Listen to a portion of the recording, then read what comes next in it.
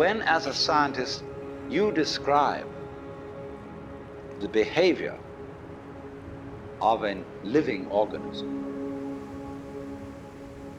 you try to say what a person does.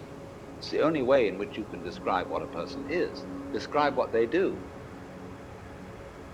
Then you find out that in making this description, you cannot confine yourself to what happens inside the skin. In other words, you can't talk about a person walking unless you start describing the floor.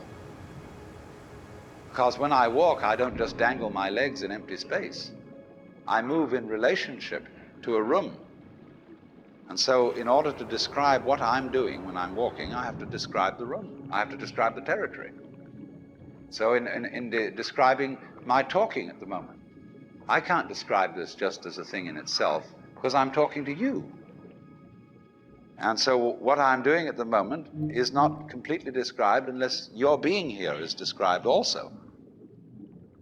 So if that is necessary, if, in other words, in order to describe my behavior, I have to describe your behavior and the behavior of the environment, it means that we've really got one system of behavior. That what I am involves what you are. I don't know who I am unless I know who you are. And you don't know who you are unless you know who I am. In other words, we're not separate.